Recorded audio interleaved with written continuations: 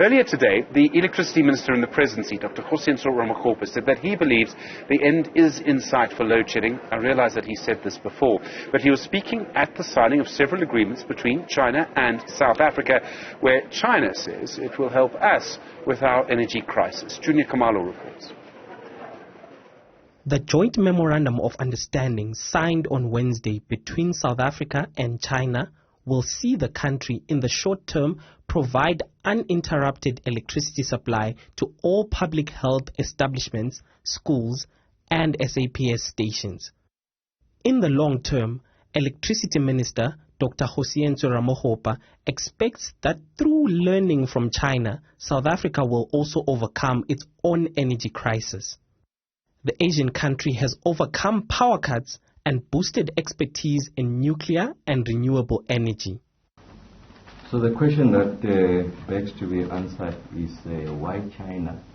So first is that they've experienced a similar problem that we're experiencing now. In the past, that of a demand that is unmet, what you and I refer to as load shedding. I have impressed upon my colleagues that we need to work with speed.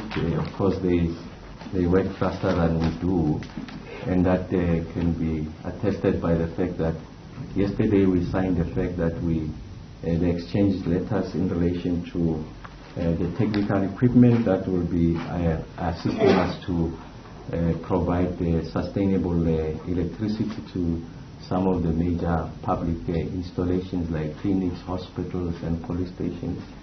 We are going to get 552 of those units. 450 of them are already on the way. Ramokgopa has hailed the assistance towards alleviating load shedding in these institutions as being significant. This is despite his government challenging a May court ruling in favor of an application by opposition parties to have hospitals, clinics, schools and police stations exempted from load shedding. The electricity minister explains how South Africa and China came to this understanding.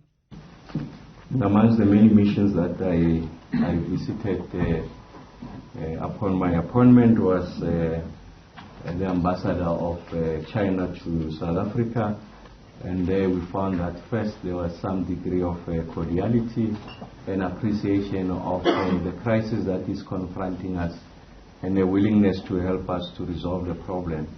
I represent the formalization of that relationship, but I must say that even before today, almost all of them have been helping us on the generation side. Ramokgopa explains that the 8 Chinese companies that have partnered with the South African government had already been assisting his department in its attempt to end the crippling electricity crisis. He was also at pains to explain that there were no strings attached to the donations. So how are they going to help us? So you know that we have made the point that on the generation side we've got an issue with the underperformance of the coal fleet. But part of the problem is that the emissions levels in some of the power stations, Grill in particular and Kendal, they are exceeding the license parameters. So China sits with technologies on how best you can resolve the emissions levels without threatening neighboring communities and still ramp up the performance of the installed units. Given China's vast expertise in nuclear power, Ramokgopa said this partnership should come in handy, especially in relation to South Africa's troublesome Koeberg power station. Our integrated resource plan, which is our overarching plan on the technologies, fuel technologies that will power our generation and meet our demand, does make room for nuclear, and you know that we've got big issues with regards to Koeberg.